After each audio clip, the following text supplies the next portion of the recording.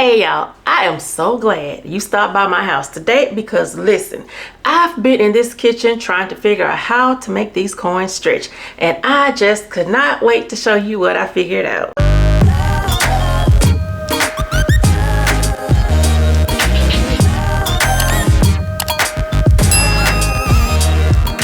Today I'm going to be feeding my family of 5 breakfast, lunch, and dinner for $18.95, and everything that I bought today came right from Walmart. That breaks down to $3.79 per person, or $1.26 per meal. You can't even get a fast food combo at that price, and I'm feeding my family of 5 3 whole meals for the price of 1 combo at a fast food restaurant for about 1 person. I chose Walmart because let's be honest, everyone should have at least 1 Walmart somewhere in their area. I realized that not everybody lives in Texas and have a Jovi Smart Shop, which is a cheat code for grocery stores, but I do know everybody should have at least a Walmart somewhere. So if you want to replicate some of the things that I do today, you can go right to Walmart. Now, my overall grocery budget for the week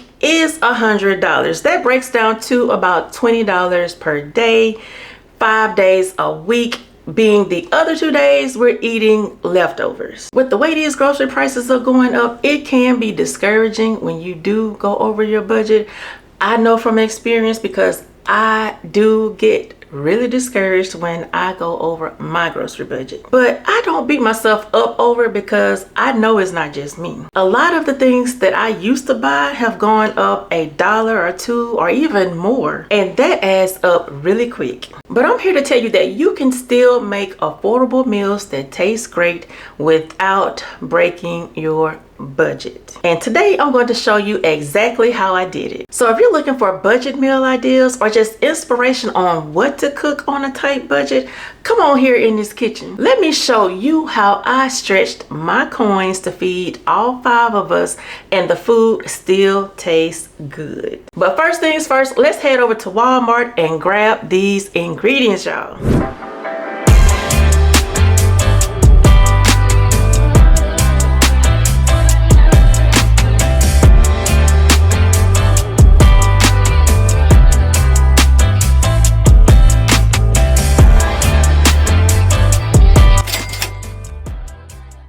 Today we're making breakfast donuts, and here's what I'm using.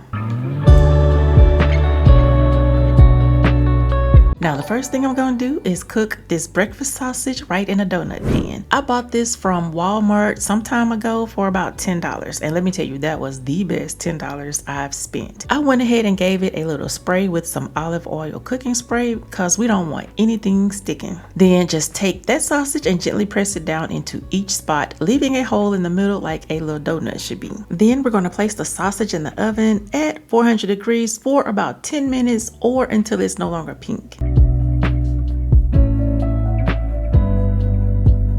Now while that sausage is cooking, I'm gonna go ahead and get started on the pancake mix. I'm just following the instructions on the back of the packet. Now this part is pretty simple and to the point. Now while the pancake batter is resting, I'm gonna go ahead and get started on the eggs, and I'm using 3, and I'll save the others for the next meal. Now one quick tip about making pancakes, I do like to let my batter sit because if you don't, your pancakes might come out a little thin and flat, and we don't want no floppy flapjacks. Okay, we want them light and fluffy, so child, let that batter rest. Now I'm not overcooking the eggs because they do have to go in the oven, but I don't want them to be runny either. As soon as I get them to my desired texture, I'm just going to place them in a bowl and set it aside.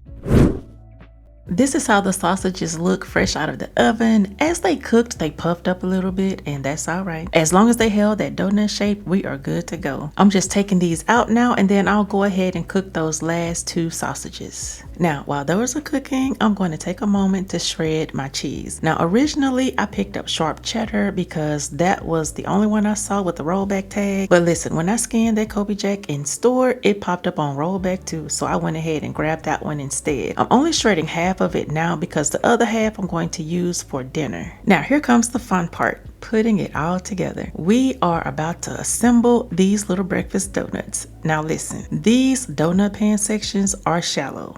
like real shallow. So it's easy to get a little excited and overdo it. Ask me how I know.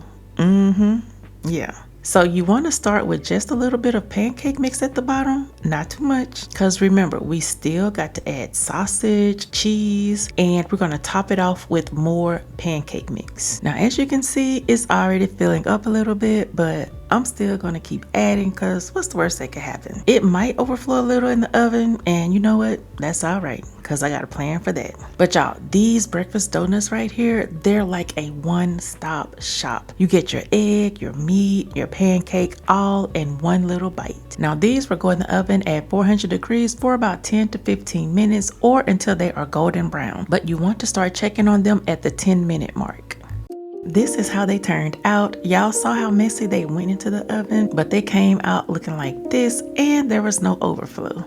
Hello viewers, welcome to another episode of Jordan's Reviews. Before I continue any further, been a while since I've seen you all. Been a small little moment. I don't think it's been too long, maybe a little month here, a few days there, but yeah, you know, I gotta give it back. I gotta come back with the Jordan's Reviews. I gotta give it for y'all. So today, we're back with a little breakfast meal. It's like the first breakfast meal I'm trying. Yes, it is. Okay. This will be the first time my mother is making a breakfast meal. So for me to, taste and see if it's something I could get up and, eat in the morning. I mean, from a standpoint, it looks pretty dang delicious. It's a breakfast donut, so I ain't gonna lie. My big back self kind of likes donuts. I'm not gonna hide it from you. I ain't gonna lie to you. I like them. So I think it's gonna be like clockwork. I'm gonna like it. But with all me rambling, this is a whole lot of talking I'm doing. But I think y'all might like the talking. I don't know. I'm being me. Anywho, let's enough with the chit chat. More of the eat at now. I was also getting some syrup here, so here's what I'm gonna do. I'm gonna try it without syrup, and then I'm gonna try it with syrup. I want to get a good close up of what we're going to be eating here. And right now, I think this side over here looks pretty delicious. Okay, yeah, no, it's pretty good actually. Okay, I'll taste an egg, sausage, and maybe I guess some bread. This is just pancakes. Dough. Pancakes. Yep. Even better. Okay, a combination of all of things that I like. Let me tell you. Now, not to the level of red velvet, but it is still pretty dang good. Now we're gonna try it with syrup. Can I? That's enough. All right, let's try it a little. I'm not gonna take a too big chunk out of this. I'ma just maybe like right here. It is definitely better with syrup. So very delicious, very delicious. I'm being very demure, but it's pretty freaking good. All right, let me get into the details. It tastes pretty good. Very good. I like that it's a combination of you just said it was egg, sausage, and pancake. With a little cheese sprinkled on top. With a little well, that explains why I like it, cheese addict. I'm gonna give it a solid 10 out of 10. It is pretty good. Texture, lovely. Taste, just extravagant, man. I'm feeling kind of hungry, guys. I'm feeling very hungry. So, I hope y'all have a good day. Expect more George reviews on the way. And y'all already know what I say. Big bag attack. I'm gonna catch y'all later. You heard Jordan, it was a solid 10 out of 10. Now my other son Braden said that the donut tasted like a pancake on a stick. So if you like those pancakes on a stick, then you will love these donuts. Now you can make it fancy. I didn't have it in my budget, but you can dress it up by sprinkling some powdered sugar on top, or you can make a cream cheese frosting and drizzle the glaze on top of the donuts.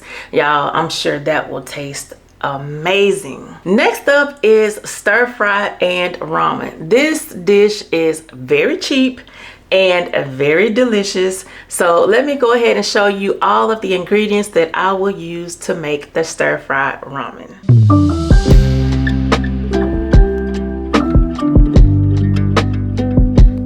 For the ramen and stir fry, I'm starting by cooking the noodles first. This is one of those meals that come together super quick. Perfect for when you're short on time and on a budget. Now, you can definitely add a protein if you've got it. Something like chicken, shrimp, whatever you have on hand. But since I was sticking to a tight budget, I skipped the meat this time. For the stir fry, I'm using a little avocado oil. That's not included in my total because it's something I already had at home. And I'm all about using what you've already got. If you have butter, you can use that instead. And if your pot, skillet, or wok is non-stick, you can skip the oil and butter all together and just toss your veggies straight in. I've also got my eggs boiling so that everything finishes around the same time. Now, I didn't show this part on camera, but I did go ahead and cover the stir fry with a lid while it was cooking. It helps it to cook faster, and little shortcuts like that really do come in handy. And as far as the seasoning packets that come with the ramen, I only used 2 because 3 would have just been overkill. Y'all know how salty those packets are. And when it comes to soy sauce, I didn't use that much, even though it is low sodium. That is a lot of salt, and I did not want this dish to be overly salty. Now, I'm just giving everything a good stir, making sure that seasoning packet and soy sauce are mixed in real well. When my family sits down to eat this, I want every bite to be full of flavor, not just on top, not just on bottom, all of it. This is how the ramen turned out. It was so flavorful. It was so delicious. Y'all, my family tore this up for lunch. Jordan is at work, so he will not get to review the stir fry and ramen, but I will save him a little bowl in case he wants some when he gets off of work. Now, he will be back in time to review the next meal, which is baked ziti. I did use spices that I already had in my cabinet. It just made sense not to buy all of those spices all over again, spending unnecessary money. So just remember, the spices are not included in the budget, just like the soy sauce is not included in the budget because I already had some at home. I know a lot of people get hung up on using ingredients that were not in the original total, but if you were doing this in real life, you would not go out and repurchase things that you already have at home. So I'm using spices and soy sauce that I already have here at the house. But anyway, let's get into all of the ingredients that I'm using for the baked ziti.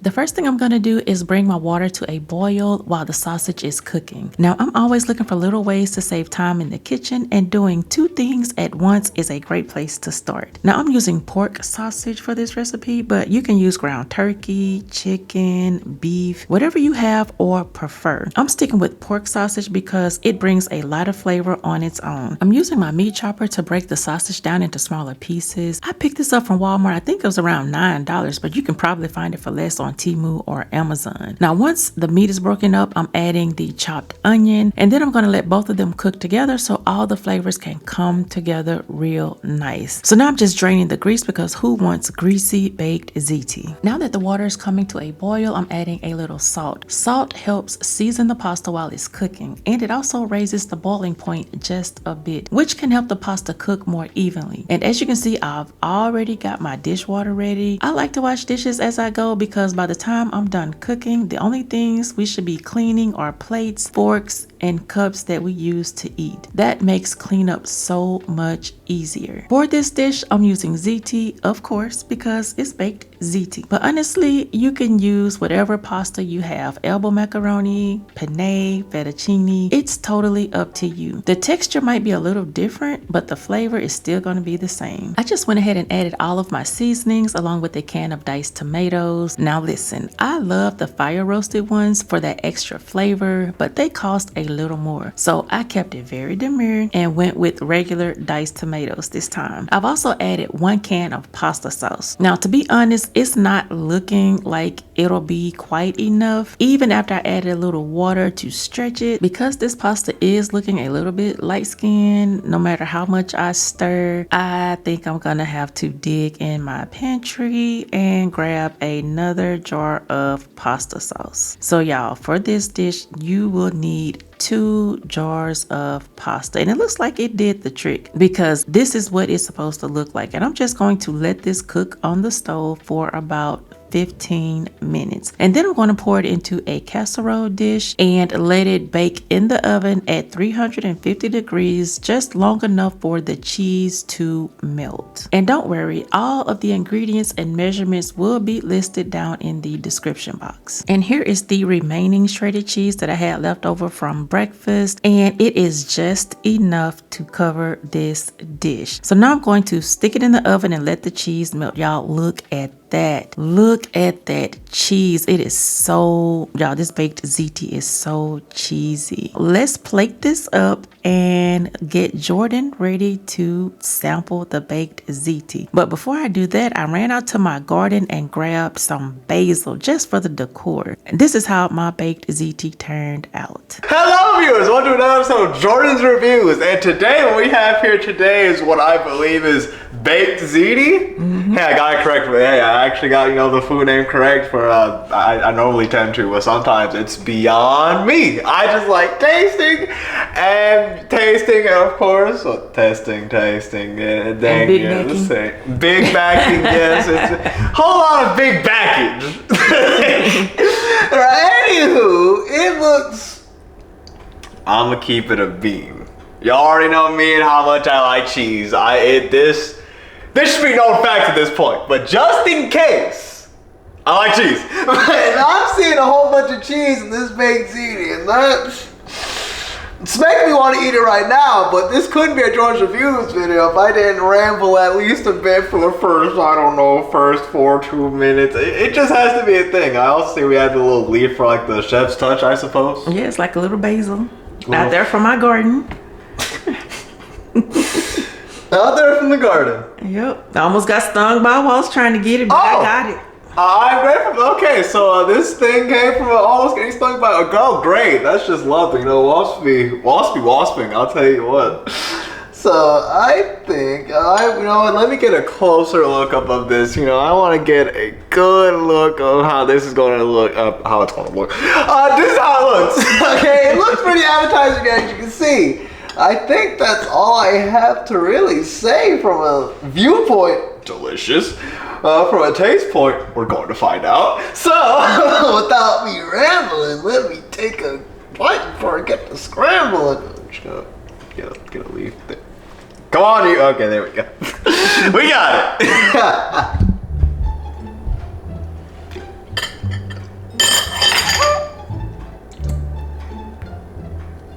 Wow, I can taste the seasoning. And the seasoning is seasoning. One moment, y'all, one moment. I gotta, hang on.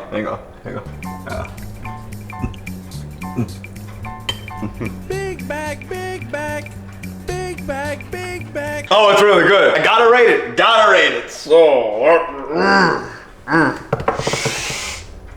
oh, did I say the texture? The texture is absolutely immaculate. Okay, I've rambled enough.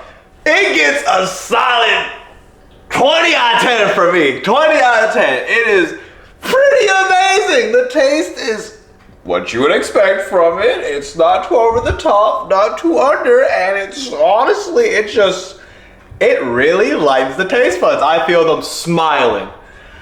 Now, with all that being said, I think y'all heard the review. That is our analysis, 20 out of 10. So, without further words, y'all, I'm hungry, I'm starving, y'all. I hope y'all have a great day. I would say, y'all already know what to do. Big bang attack. I'll catch y'all on the next one. Y'all heard Jordan, he is about to big back. So yeah, that was 3 very easy meals for 5 people, totaling 15 meals all together. And we did it all with just $18.95. As I said earlier, this breaks down to $3.79 per person and $1.26 per meal. And child, that is a blessing in this economy. Now I hope this video showed you that you can still cook good food for your family even when the budget is tight and prices are going up. You don't need a cart full of groceries to make delicious meals on a budget. If this video helped you or gave you ideas on how to cook on a budget, go ahead and give it a thumbs up. And if you are not subscribed to this channel, go ahead and hit that subscribe button so that we can save money together. Because over here, I try to show you how to make delicious meals on a budget. And one thing I want you to remember is that every meal you make is made with love. I'll see you right back in my kitchen next week. Talk to you later. Bye.